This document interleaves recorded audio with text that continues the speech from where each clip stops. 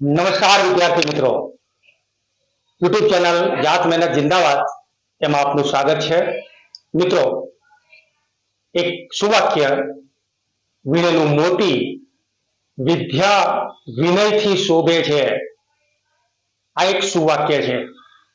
મિત્રો, સંસ્કૃતમાં એક શ્લોક છે, વિદ્યા દદાતિ વિનયમ વિનયાધ્યાતિ પાત્રતામ પાત્રતામ ધનમ આપનોતિ ધનાત ધર્મ તતઃ સુખમ. એટલે કે વિદ્યા એ માણસને વિવેક આપે છે, એને જિંદગી જીવવા માટેનો એક રાહ આપે છે, એને ડિસિપ્લિન આપે છે, એને શિસ્ત આપે છે.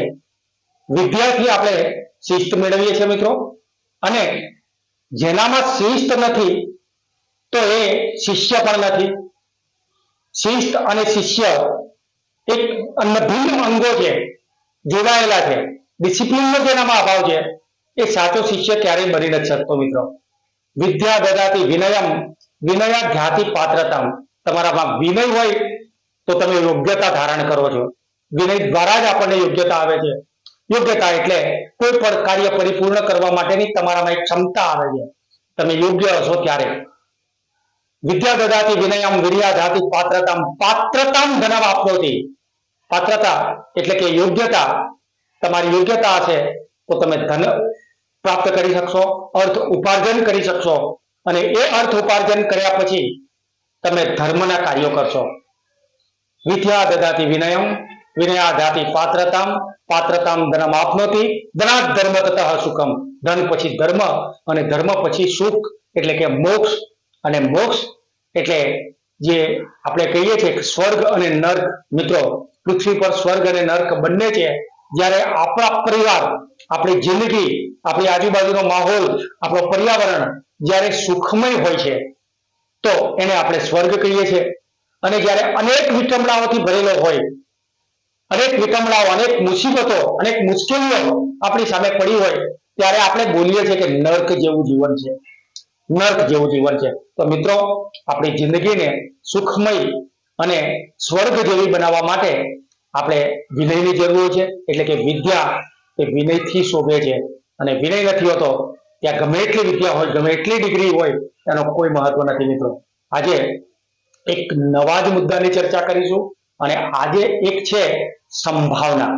મિત્રો, સંભાવના, પ્રોબેબિલિટી. પ્રોબેબિલિટી એટલે શું? તો મારી પાસે એક કોઈન છે, એક સિક્કો છે, અને આ સિક્કાની ઉપર એક બાજુ કિંગ અને એક બાજુ ક્રોસ છે. આને ધારો કે આપણે ઉછાળીએ છીએ. ઉછાળ્યા પછી નક્કી કરો તમે, તો બે પૈકી કોઈક એક જ આવશે. સિક્કો ક્યારેય ઊભો નહીં રહે, આમ સીધો નથી ઊભો રહેવાનો, ગમે એક બાજુ પડી જશે. અને સિક્કો એક બાજુ પડે છે તો આપણે બેમાંથી એક ધારીશું. એટલે કે બંને પ્રયત્નોમાંથી એક જ ઘટના ઉદ્ભવી શકે, કાં તો એક કિંગ હોય કાં તો એક ક્રોસ હોય. તો કિંગ પડશે અથવા તો ક્રોસ પડશે, એટલે કે છાપ આવે છે અથવા કાંટો આવે છે. તો એની સંભાવના કેટલી? તો બંનેની સંભાવના એ 50% છે, અડધી અડધી છે. એવી જ રીતે એક પાસો લઈએ છીએ મિત્રો આપણે, અને આ પાસો છે બંને બાજુ, બંને તરફ 6 બાજુ, એને ટોટલ 6 બાજુઓ છે, અને 6 બાજુઓ પર એક એક અંક લખેલો છે. મિત્રો, તમે જોઈ શકો છો આ 6 બાજુ ઉપરથી પાસાને જ્યારે આપણે ઉછાળીએ છીએ ત્યારે 6 પૈકીનો કોઈ એક જ અંક આવે છે. તો કુલ પરિણામો આના મળવા જોઈએ. એ કુલ પરિણામો કેટલા મળે છે? આપણને 6 પરિણામો મળે છે. પણ એમાંથી આપણે ધારો કે એવું વિચારીએ કે માત્ર 4 જ મળવા જોઈએ. પાછો ઉપર ઉછાળતા 4 મળવા જોઈએ. તો 4 મળે છે એનું પરિણામ શું છે? તો 4 મળે છે એનું પરિણામ માત્ર એક જ, 4 એક જ વખત મળશે. બાકીના અન્ય અંકો છે, 5 અંકો અન્ય છે. તો 4 મળવાનું પરિણામ 4 મળે છે, એની સંભાવના 1 છે.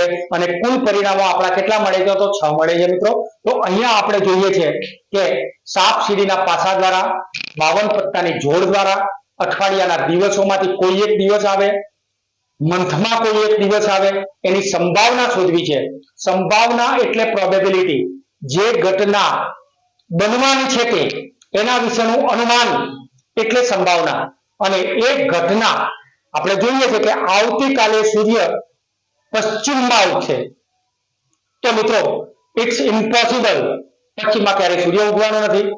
તો પશ્ચિમમાં સૂર્ય નથી જ ઉગવાનો એટલે અનિશ્ચિત ઘટના છે, અને અનિશ્ચિત ઘટના છે જેની સંભાવના શૂન્ય છે, 0 છે. મિત્રો, આવતીકાલે સૂર્ય પૂર્વમાં ઉગશે તો એ ફિક્સ નક્કી છે, એ સનાતન સત્ય છે, અને ફિક્સ છે માટે એની સંભાવના એ પૂર્વમાં જ સૂર્ય ઉગે, અને એટલા માટે પૂર્વમાં સૂર્ય ઉગે છે એની સંભાવનાને 1 લઈએ.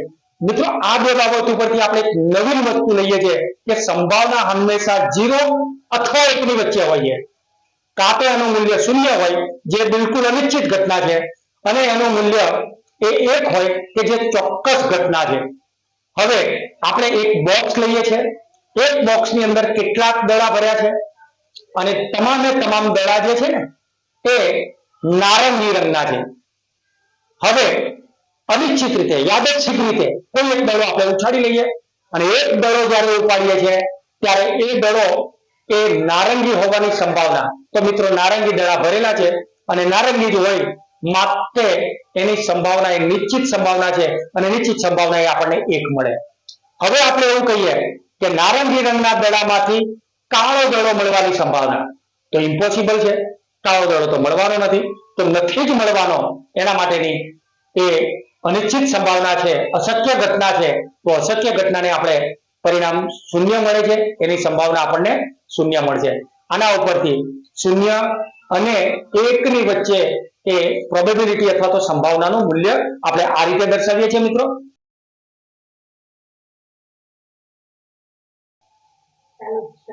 હા, તો મિત્રો આપણે પાછો ઉછાળીએ છીએ, અને પાછો ઉછાળો સાપ સીડીનો પાછો જે છે રમવા માટેનો, અથવા તો શકુનીના પાસા ઉપરથી પાછો, તો એને જ્યારે આપણે ઉછાળીએ ત્યારે એની ઉપર કુલ 6 અંકો આવે છે. તો મિત્રો, આપણે જુદી જુદી ઘટનાઓ વિશે આપણે શોધવાનું છે. તો અહીંયા આપણે જોઈએ છે કે પહેલા તો મળતા પાછો ઉછાળતા મળતા કુલ શક્ય પરિણામોની સંખ્યા. હવે કુલ સંખ્યા, શક્ય પરિણામોની સંખ્યા આપણને કઈ કઈ મળશે? 1 હોઈ શકે, 2 હોઈ શકે, 3, 4, 5 અને 6. તો n બરાબર આપણને 6 મળે છે. મિત્રો, હવે અહીંયા આપણે લઈએ છીએ કે ઘટના A તે સંખ્યા યુગ્મ હોય, તે સંખ્યા યુગ્મ હોય. તો અહીંયા આપણે જોઈએ છે કે યુગ્મ એટલે કે બેકી સંખ્યા કઈ કઈ છે, તો એ આપણે જોઈશું. આ 6 પૈકી બેકી સંખ્યા તો 2, 4 અને 6 એમ કુલ 3 છે. તો m બરાબર આપણે લઈશું 3. હવે અહીંયા સંભાવના શોધવી છે, પ્રોબેબિલિટી ઓફ A, એટલે કે ઘટના A માટેની સંભાવના. ઘટના A માટેની સંભાવના P બરાબર, સૂત્ર જ્યારે આપણે મૂકીએ છીએ ત્યારે m/n.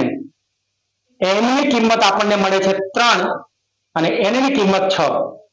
હવે મિત્રો, અહીંયા 3 એકા 3, અહીંયા 3 દુને 6, 3 3 ને ઉડાડો, 1/2 અથવા તો 0.5 મળે છે સંભાવના. મિત્રો, ઘટના B આપણે જોઈએ છે. ઘટના B આપણને આપેલી છે કે તે અવિભાજ્ય સંખ્યા હોય તેની સંભાવના. હવે અવિભાજ્ય સંખ્યા કઈ છે? જે સંખ્યાને અન્ય સંખ્યા વડે ભાગી શકાતી નથી, અથવા તો જેને માત્ર 2 અવયવ છે, એક અને એ સંખ્યા પોતે, તો એવી સંખ્યાઓ છે, તો એને આપણે કહીશું ઘટના B. હવે એવી સંખ્યા 2, 3 અને 5 છે, એમ કુલ 3 છે. તો m બરાબર 3. હવે PB બરાબર m/n. m ની કિંમત 3 જ છે અને કુલ રકમ 6 છે, માટે આપણે લઈશું 1/2, એટલે કે 0.5 એની સંભાવના છે. મિત્રો, હવે આ જ રીતે પાસાને ઉછાળતા મળતી સંખ્યા. મિત્રો, આપણે 2 પાસાઓ એક સાથે ઉછાળીએ છીએ, અને 2 પાસા એક સાથે ઉછાળતા નીચેની સંભાવનાઓ શોધવાની છે કે તેની પર રહેલા અંકોનો ગુણાકાર 12 થાય, પહેલા નંબરનું તેની પર રહેલા અંકોનો ગુણાકાર 12 થાય. તો અહીંયા તો આપણે પહેલા તો કુલ શક્ય પરિણામો આપણે શોધવાના છે, એટલે કે બે પાછા એક સાથે ઉછાળતા મળતા પરિણામોની સંખ્યા n બરાબર આપણે શોધવી છે. કેટલી મળે? તો અહીંયા આપણે જોઈએ છે 1 1 મળે, 1 2 મળે, 1 3 મળે, 1 4 મળે, 1 5. હવે પરિણામ આપણને કુલ કેટલા મળે છે? તો અહીંયા આપણે જોઈએ છે કે કુલ 36 પરિણામો મળ્યા. તો અહીંયા આપણે લઈશું 36 પરિણામ. હવે મિત્રો આ 36 પરિણામો આપણને જે મળે છે એમાંથી તેના પરના અંકોનો ગુણાકાર 12 હોય એવા ઘટકો લેવાના છે.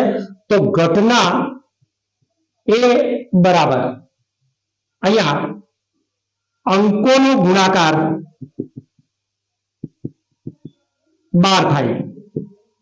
હવે અંકોનો ગુણાકાર 12 થાય એવા કેટલા છે? તો અહીંયા આપણે જોઈએ છીએ કે પહેલામાં તો કોઈ છે જ નહીં, બીજામાં એક જ અંક છે 2 અને 6 કે જેનો ગુણાકાર 2 6 12 થશે. અહીંયા જોઈએ ત્યારે 3 ચોક ને 12, અહીંયા જોઈએ ત્યારે 4 ગુણ્યા 3 એ પણ 12. અહીંયા પાંચમાં એક પણ આંકડાનો ગુણાકાર 12 નથી થવાનો, પણ 6 માં આપણે કરીશું તો ત્યાં લઈશું 6 દુને 12. આવા કુલ ઘટકો m બરાબર આપણને મળ્યા 1 2 3 અને 4. તો સંભાવના pa બરાબર m/n એટલે કે 4/36 આપણને મળે છે. હવે 4 એકા 4 કરીશું, 4 9 ને 36. તો એ પ્રોબેબિલિટી અથવા તો સંભાવના આપણને મળે છે 1 અને 9. 1 9 1 ની નીચે 9. મિત્રો તેના પરના અંકોનો સરવાળો 12 થાય. બીજા નંબરે આપેલું છે તેના પરના અંકોનો સરવાળો 12 થાય. તો અહીંયા ઘટના b વર્ણવીએ. હવે ઘટના b અંકોનો સરવાળો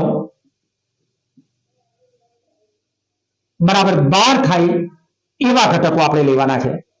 તો અહીંયા જોઈએ છે કે પહેલામાં 12 નથી થતો, બીજામાં પણ 12 નથી થવાના, ત્રીજામાં પણ નથી થવાના.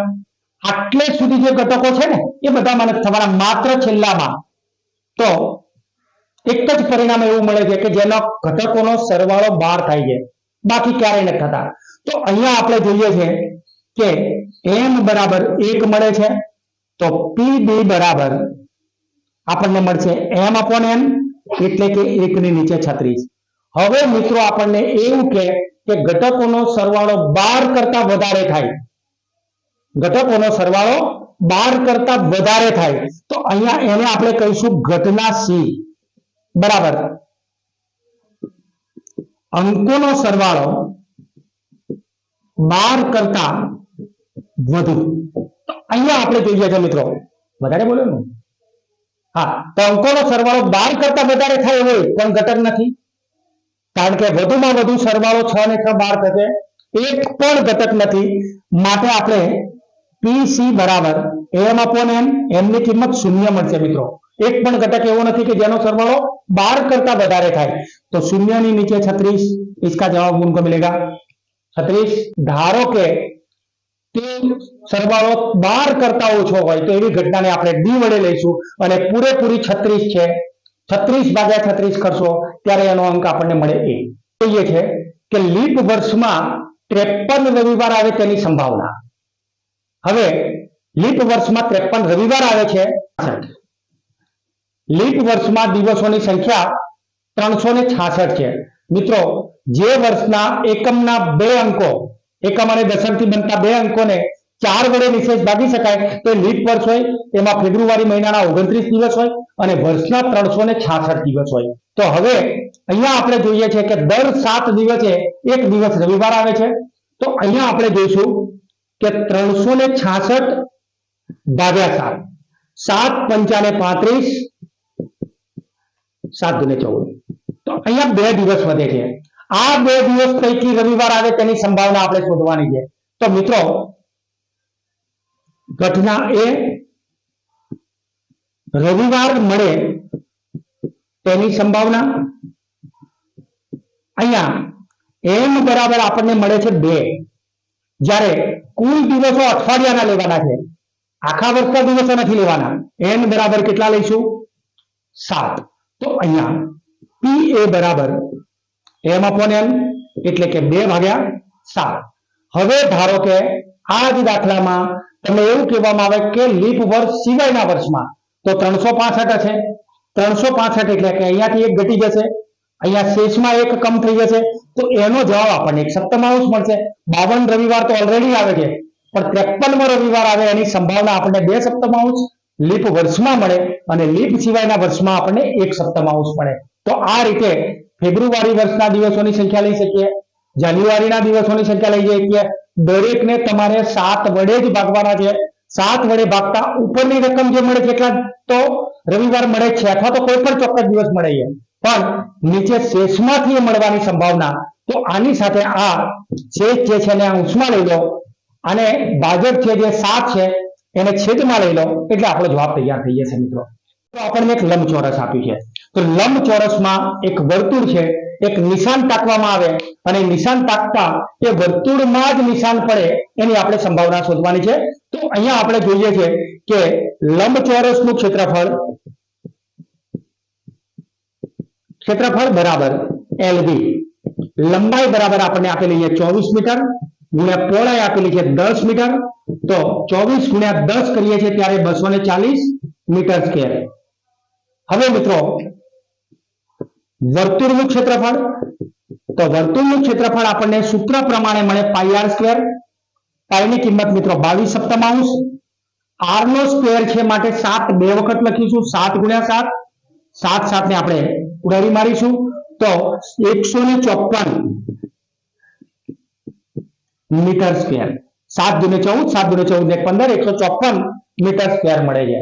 તો મિત્રો અહીંયા આપણે ઘટના એ બનવાની સંભાવના, હવે અહીંયા pa બરાબર m/n, n અહીંયા આપણી પાસે આ છે 154 m અને 240 છે n છે મિત્રો, 154 ભાગ્યા 240. હવે અડધા કરીશું તો અહીંયા આપણને મળશે 77 અને 240 ને અડધા કરીશું તો એ કિંમત આપણને મળે 120. તો 77/120 એ આપણી સંભાવના મળે છે, જે 0 કરતા નાની છે અને 1 કરતા 0 કરતા મોટી છે અને 1 કરતા નાની છે. મિત્રો તો આ પ્રકારે આપણે સંભાવના ઉપરથી ઉકેલ શોધી શકીએ. આ સાદા ઉદાહરણો છે. હવે પછી કેટલાક હાર્ડ ઉદાહરણ પણ આપણે લઈશું. તો આ પ્રમાણે પ્રોબેબિલિટી અથવા તો સંભાવના તૈયાર કરવાની છે.